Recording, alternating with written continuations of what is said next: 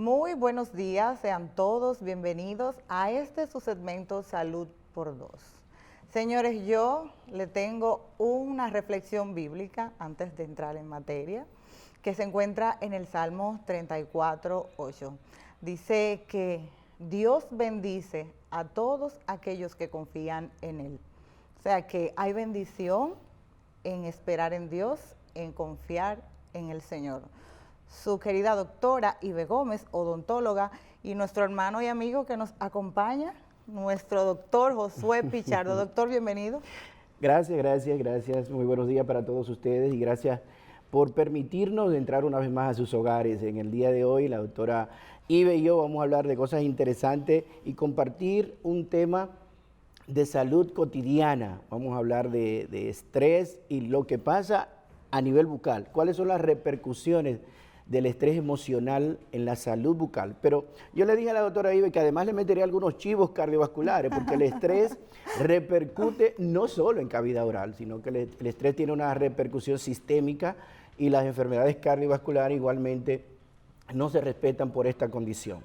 Es decir, que en el día de hoy entonces veremos qué es lo que tiene que ver con aquellas personas que aprietan mucho los dientes en el día, que lo hacen igualmente en la noche, que le salen aftas en la boca, que tienen lesiones a nivel de la encía periodontales, pero también veremos qué pasa, como le digo, con aquellos que tienen estrés crónico. Crónico significa de largo tiempo y que igualmente repercute sobre la salud cardiovascular, sobre la hipertensión, sobre arritmias cardiovasculares y obesidad y demás. Así que, Ibe, vamos a arrancar. Vamos a hablar de la cavidad bucal, señores, porque cuando Pichardo está aquí, esto es cardiología pura. Siempre tengo que entrar a tus cositas, claro. salirme de la boca y entrar a la parte cardiovascular o la parte sistémica, pero en el día de hoy tú arrancas con esa parte. ¿Qué es lo que pasa realmente con el estrés y cómo el estrés podemos verlo representado en algunas lesiones de la cavidad oral?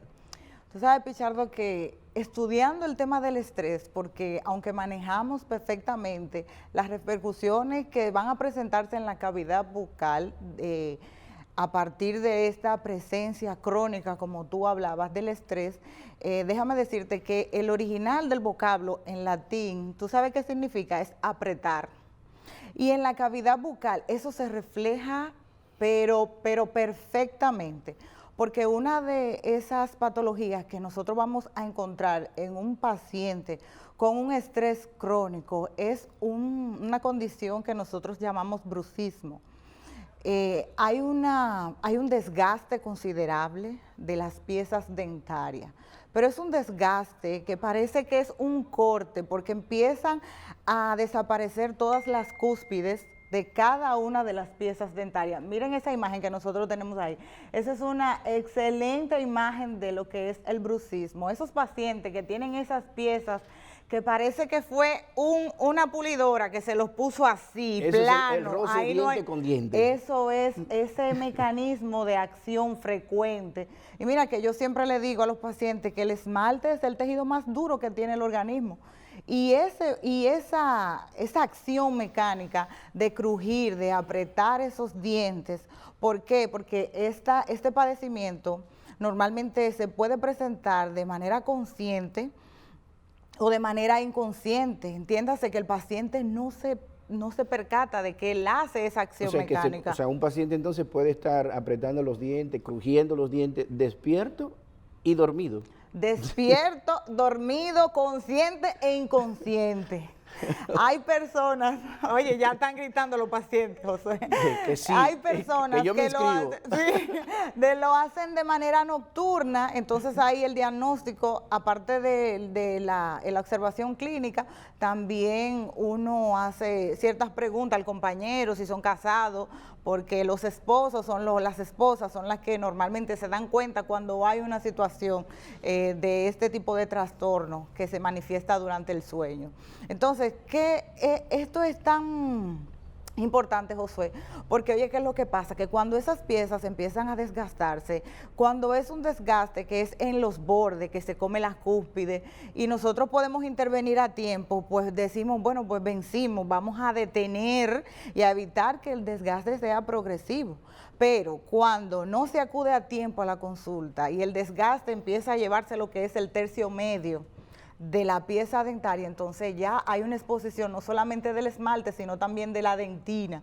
Entonces van a presentarse que problemas de dolor y problemas de caries y que van a destruir la pieza dentaria, ahí se va a perder. Se le quita la protección al diente, o sea, pero y a veces eso ocurre en niños. Sí. Igualmente, incluso en los pueblos dicen, bueno, un muchacho está crujiendo mucho los dientes, eso que está lleno de parásitos. Sí.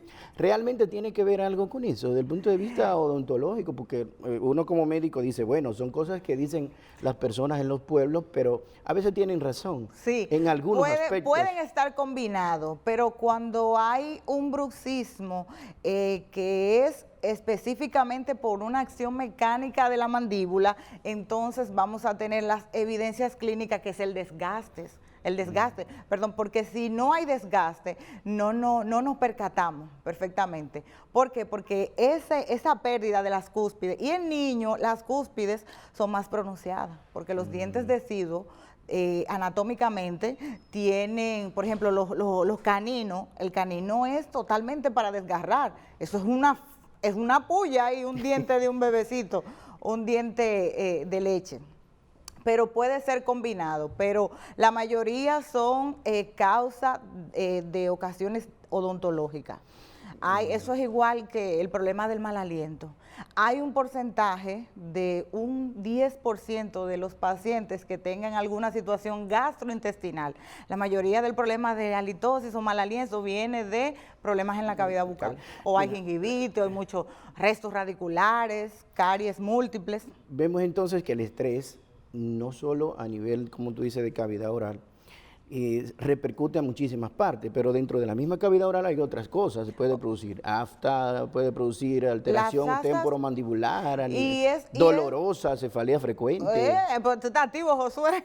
No, pero tú me haces leer todas estas cosas odontológicas para venir a hablar contigo. Miren, señores, las aftas recurrentes, eso es como una especie de llaga, para que ustedes lo entiendan bien, que se van a presentar en el carrillo, en la mucosa interna del labio.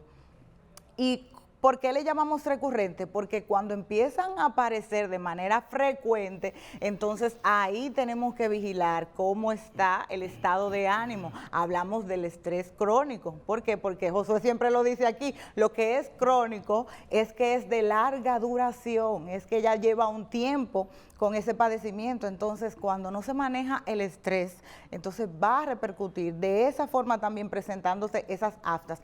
Y las aftas son dolorosas, duelen muchísimo, son súper incómodas. Y con el tema de la articulación temporomandibular de la que tú mencionas, esa articulación es donde articulamos la base del cráneo con la mandíbula.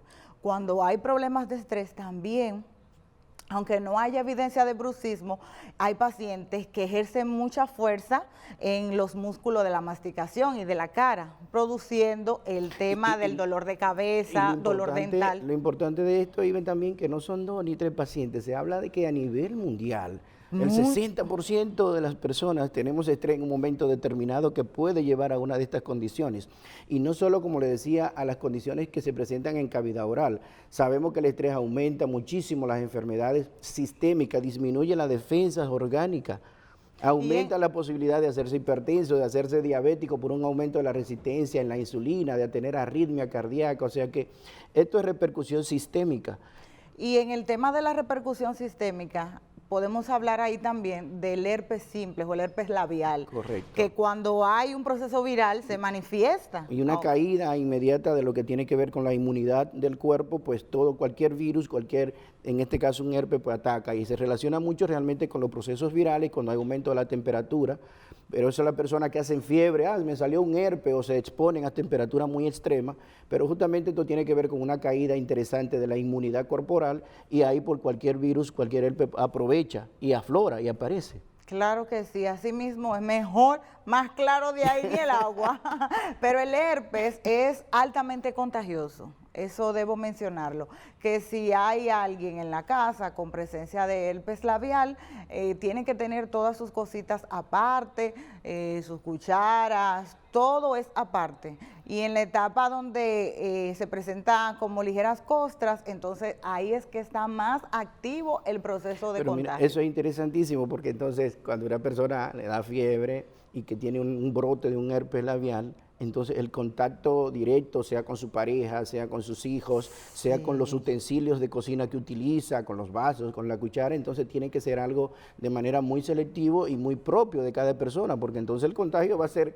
casi familiar. Ya lo sabe. De hecho, hay familias completas que se le manifiesta el herpes porque cuando no tienen el nivel de conocimiento, no tienen este dato, entonces eso es una cosa que la familia completa termina Así que hay que tener cuidado, del herpes. ya lo saben, cuando a cualquiera les brota un herpesito porque ha hecho fiebre, un proceso viral o algo más, pues todos entonces en la familia tener la precaución de no ponerse en contacto con esos utensilios y los besos y las cosas deben ser suspendidos en ese tiempo, eso es obligatorio, claro. Porque entonces si no todo el mundo va a andar con ese, con ese herpes en el labio. Y es molestoso, es doloroso y estéticamente la mayoría de personas cuando hay un herpes tú ves que sienten realmente la molestia estética de exponerse, de expresarse porque crea una costra, crea un nacido en la boca por fuera, para que se entienda claramente, o sea, crea unas vesículas que ahí exponen un contenido y que entonces ese contenido que exponen esa vesícula puede llenar más al área del labio